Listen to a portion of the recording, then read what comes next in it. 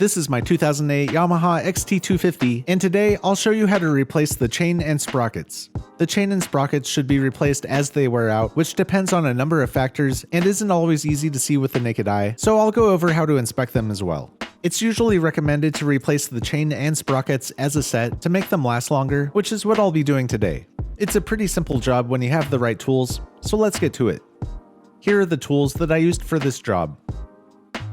Impact wrench, socket wrench, torque wrench, a couple 3-inch socket extensions, 30mm socket, 19mm socket, 14mm socket, 8mm socket, 22mm wrench, 17mm wrench, 14mm wrench, tongue and groove pliers, flathead screwdriver, a tape measure, plastic mallet, a chain tool, and an angle grinder. For this job I also needed gloves, safety glasses, a bungee cord, rags, scissors, waterproof grease, a chain brush, chain lube, a spray bottle containing degreaser, a spray bottle containing kerosene, a few drops of engine oil, a new chain, a new rear sprocket,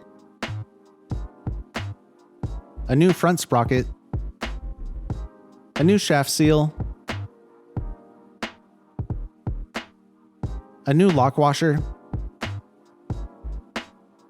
some clean cardboard, a wood block, and a rear stand. There are links in the description for everything I used.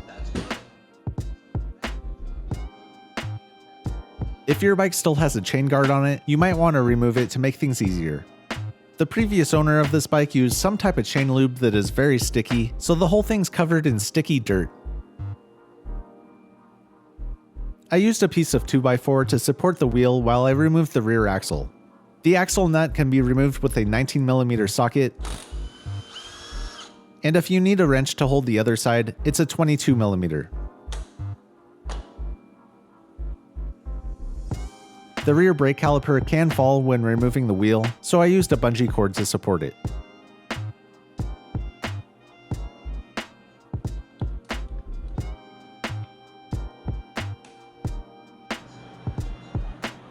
These collars can fall out easily, so make sure not to lose them. By the way, this is a great time to do your annual swing arm service. I've already made a detailed video on how to do that, so look for that link in the pinned comment.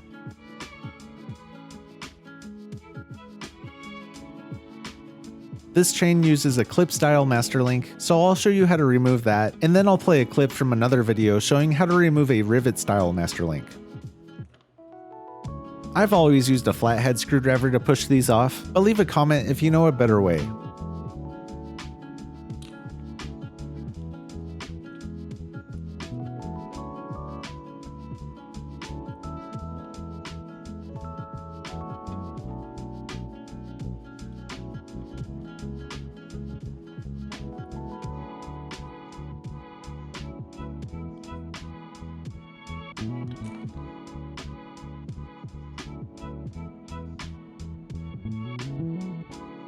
Now the chain can be removed.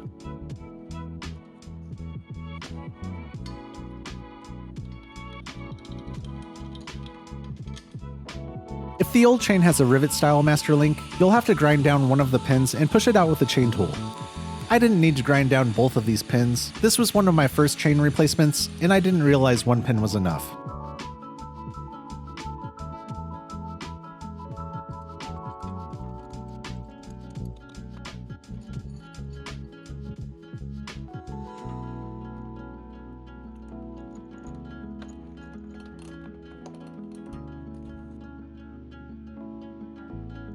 The front sprocket cover is secured with 3 8mm bolts.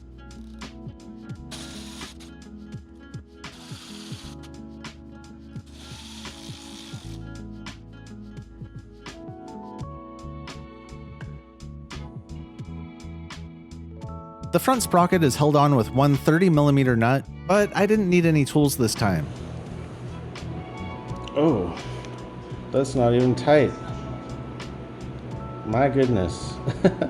I was just gonna put this in gear so I could remove this bolt. And it just comes off by hand, look at that. Apparently, whoever replaced the front sprocket last time forgot to bend the wings on the lock washer, which are there to keep the nut from coming loose. I've had this bike up to 70 miles an hour on the highway, and it's scary to think what might have happened if the front sprocket had come off at that speed. I should have inspected the bike better before I rode it, but I never expected to find something like this. This whole area was coated in sticky stuff from the chain, so I sprayed it down with degreaser and wiped off what I could.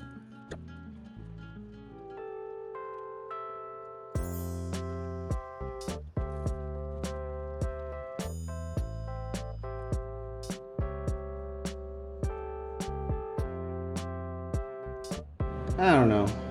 Might not have been worth it. What do you think?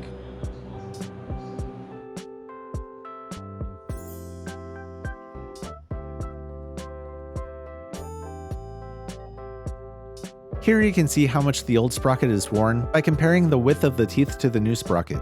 Sprockets with heavy wear usually have more wear on one side of the teeth than the other. You can measure the chain to find out if it's worn out too. Keeping the chain taut, measure a section of the chain from the center of one pin to the center of the 16th pin. The distance between these two pins should be no greater than 191.5 millimeters or 7.54 inches. The chain should also be replaced if it has kinks, missing O-rings, or visible damage. If you put a new chain on worn sprockets, the lifespan of the chain will be reduced. Remove the old sprocket and clean the area before installing the new sprocket.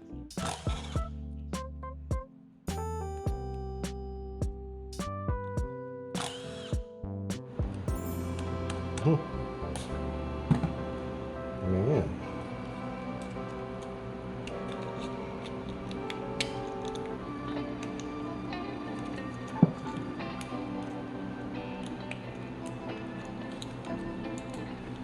Unanticipated problems.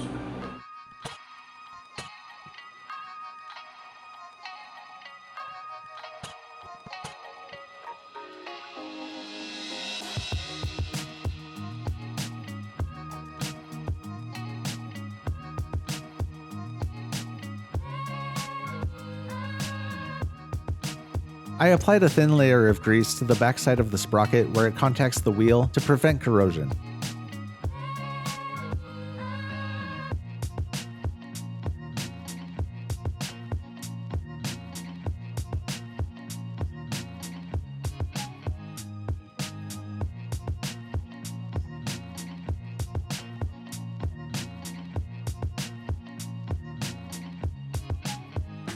The nuts should be tightened in a crisscross pattern and torqued to 25 foot-pounds.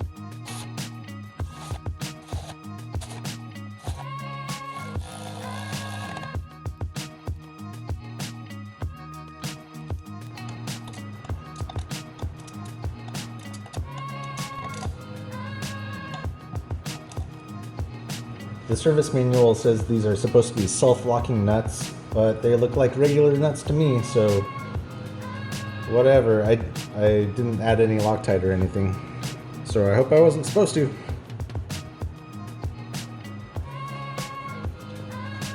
If the brake rotor doesn't fit between the pads, you might need to gently pry them apart with a pry bar or flathead screwdriver, and make sure the wheel collars don't get knocked off.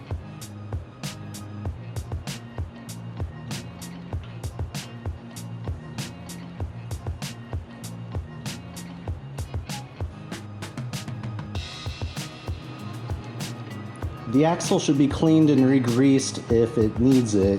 I re-greased it really recently and haven't ridden the bike much since, so I'm just going to put it back in.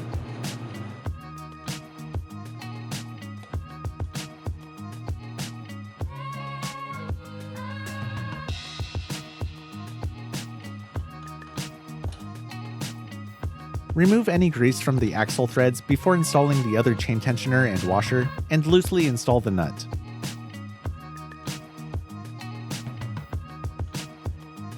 I also got a new countershaft seal to put on this bike, but removing the old one was a little tricky.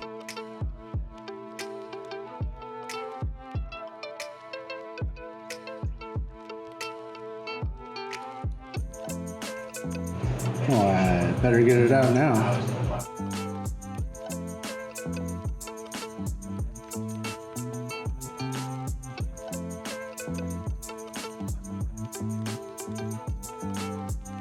Eventually, I pushed in one side with the flathead screwdriver, and that caused the other side to pop out. Leave a comment if you know a better way to remove seals like this.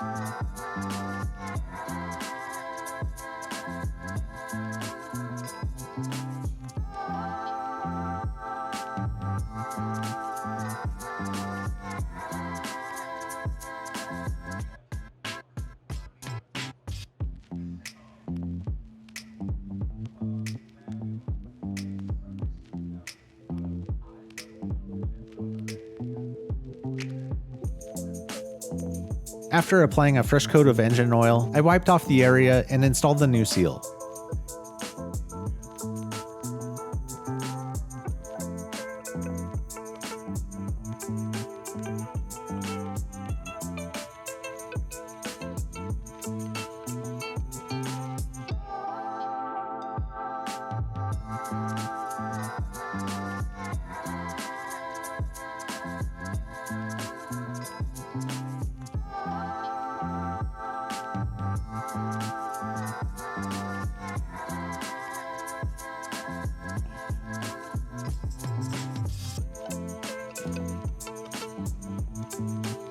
Oh, almost.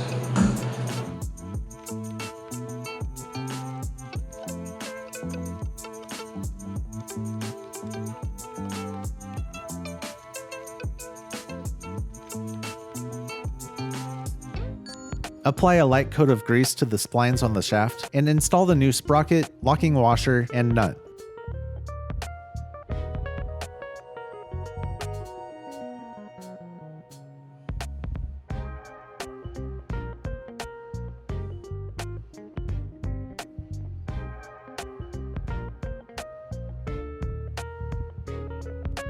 I'll torque it and lock it down after installing the chain.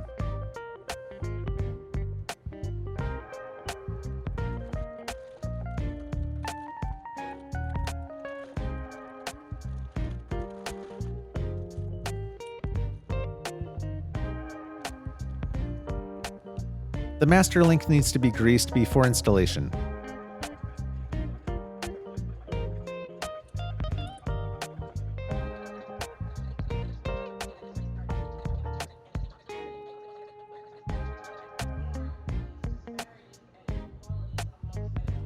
The new chain is longer than it needs to be, so I laid out both chains and counted the links so I'd know how many to cut off.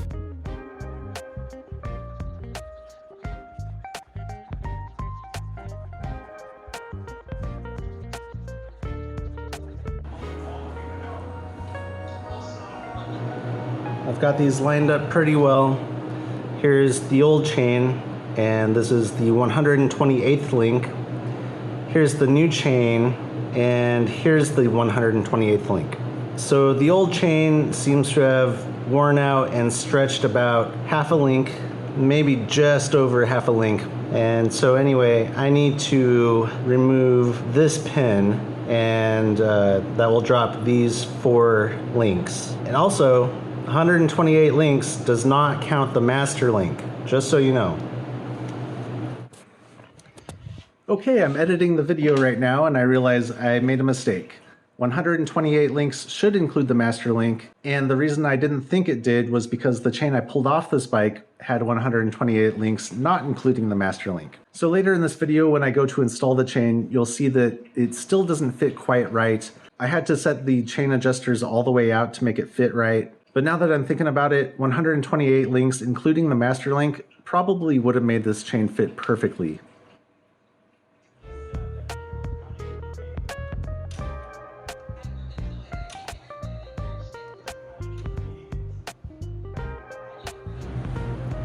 I'm just going to lay the chain across the sprockets to make it easier to cut that pin out. And also, new chains have a light layer of grease on them. This grease isn't that great except for like doing a test ride. So the first thing I'm going to do after I install this is clean the grease off with some kerosene and apply some wax-based Teflon lubricant that I use on all my motorcycle chains. I could just soak this in kerosene now and get everything off, but that would use a lot more kerosene than spraying it on. It also smells pretty bad. This is also a good time to clean the slider on the swing arm, but I just installed this new one, so it's already clean.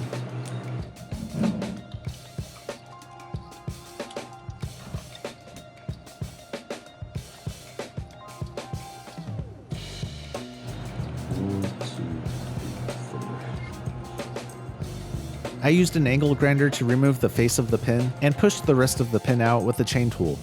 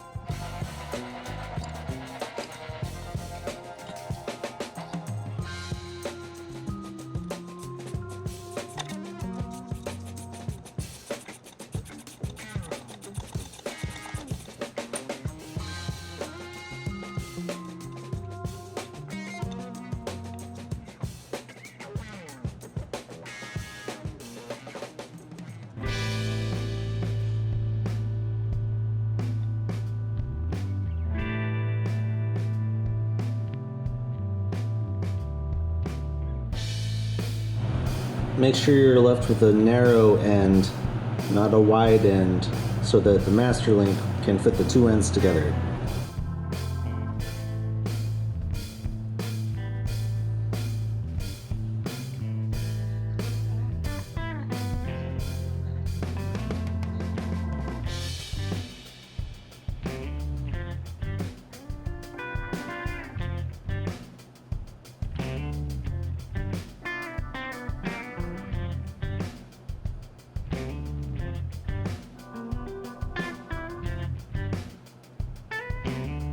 The master link clip should be installed so that the closed end points in the direction of chain rotation.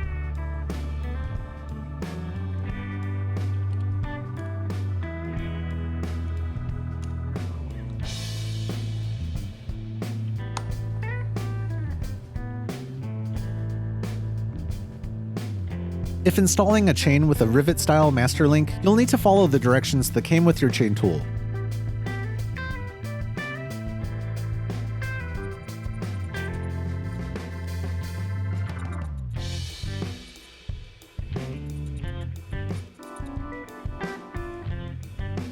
To keep the wheel in alignment while adjusting the chain, turn the chain tensioners equally so that the numbers match until the chain slack is between 40 and 45 millimeters, measured at the lower portion of the chain, halfway between the sprockets.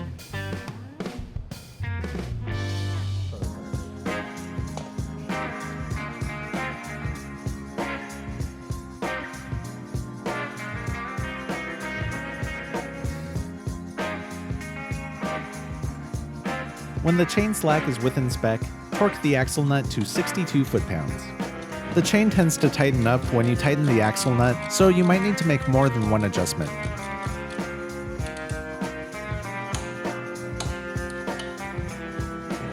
For some reason, the chain seems to have gotten a lot tighter. I don't know what happened.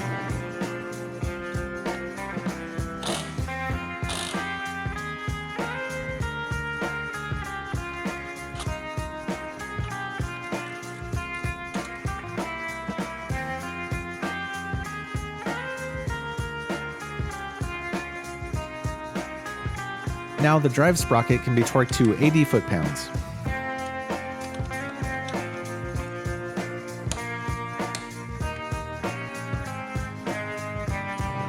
I had to have it in gear with my foot on the back brake to get enough resistance for the torque wrench to work. Don't forget to bend the lock washer into place so the nut doesn't come off while you're doing 70 miles an hour on the highway.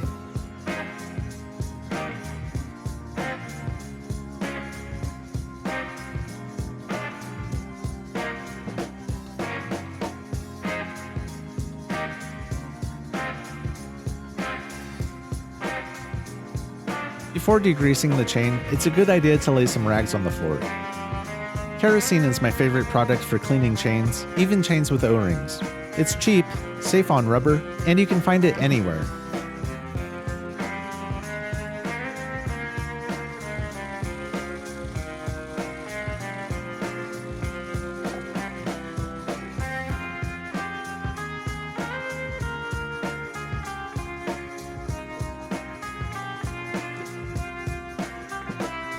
Allow the chain to thoroughly dry before applying your favorite chain lube.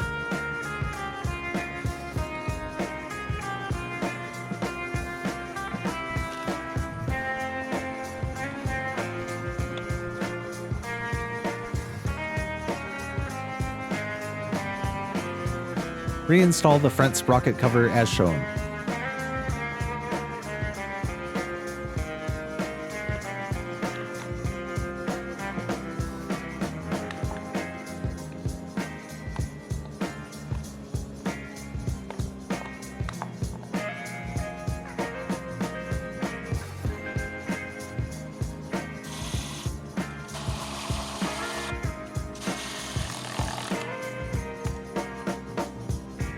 That's it.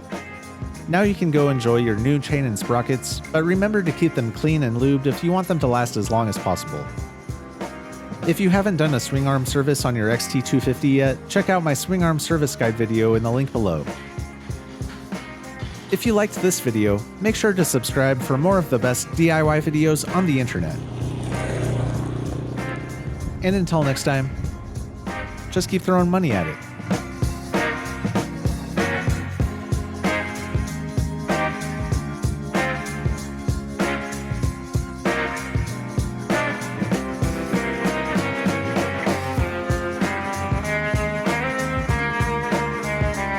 By the way, you can now support the channel by purchasing this awesome design available in a t-shirt, long sleeve, and a hoodie, and in a bunch of different colors as well. Check for a link in the description below.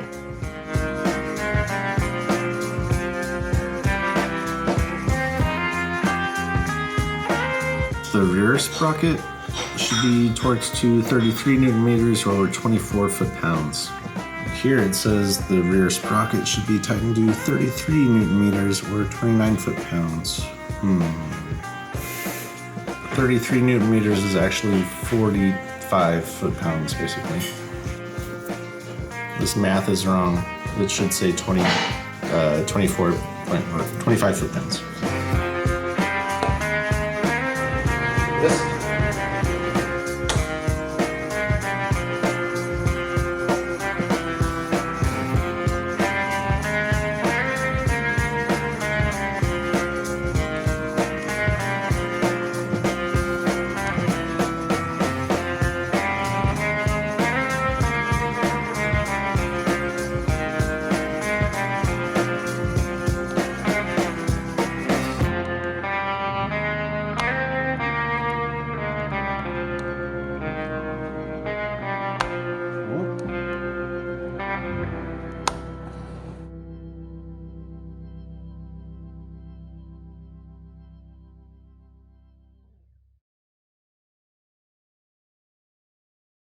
Asegurarnos de que cada persona califique para lo que yo he hecho con lidiar con todo lo que hay que